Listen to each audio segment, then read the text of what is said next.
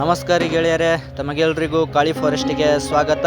ಹಿಂದಿನ ವಿಡಿಯೋಗಳಲ್ಲಿ ನೀವು ನೋಡಿದ್ದೀರಿ ಕಾಳಿ ಫಾರೆಸ್ಟಿನ ವಾತಾವರಣ ಹೇಗಿದೆ, ಚಳಿಗಾಲದಲ್ಲಿ ಕಾಳಿ ಫಾರೆಸ್ಟ್ ಹೇಗಿರುತ್ತೆ, ಮಳೆಗಾಲದಲ್ಲಿ ಕಾಳಿ ಫಾರೆಸ್ಟ್ ಹೇಗಿರುತ್ತೆ, ಅದೇ ರೀತಿ ಬೇಸಿಗೆಗಾಲದಲ್ಲಿ ಕಾಳಿ ಫಾರೆಸ್ಟ್ ಹೇಗಿರುತ್ತೆ ಎಂಬುದನ್ನು ಈ ವಿಡಿಯೋ ಮೂಲಕ ನಿಮಗೆ ತೋರಿಸ್ತಿದ್ದೀನಿ.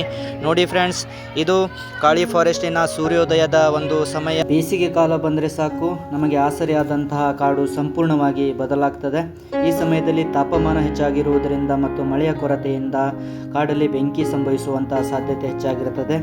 ಹಾಗಾಗಿ ಈ ಸಂದರ್ಭದಲ್ಲಿ ಕಾಡಿನ ರಕ್ಷಣೆ ಮಾಡುವುದು ನಮ್ಮೆಲ್ಲರ ಹೊಣೆಯಾಗಿರುತ್ತದೆ. ಮರಗಳಲ್ಲಿ ಎಲೆಗಳಿಲ್ಲದ ಕಾರಣ ಸೂರ್ಯನ ಕಿರಣಗಳು ನೇರವಾಗಿ ನೆಲಕ್ಕೆ ಬಿದ್ದು ಉಷ್ಣತೆ ಹೆಚ್ಚಾಗಿ ಒಣ ಎಲೆಗಳು ಮತ್ತು ಗಿಡಗಳಿಂದ ಕಾಡ್ಗಿಚ್ಚು ಸಂಭವಿಸುವಂತಹ ಸಾಧ್ಯತೆ ಹೆಚ್ಚಾಗಿರುತ್ತದೆ. ಈ ರೀತಿಯಾಗಿ ಕಾಡ್ಗಿಚ್ಚು ಸಂಭವಿಸುವುದರಿಂದ ಇಡೀ ಪ್ರಾಣಿ ಜೀವ ಸಂಕುಲವಿರುವಂತಹ ಸಾಧ್ಯತೆ ಇದೆ.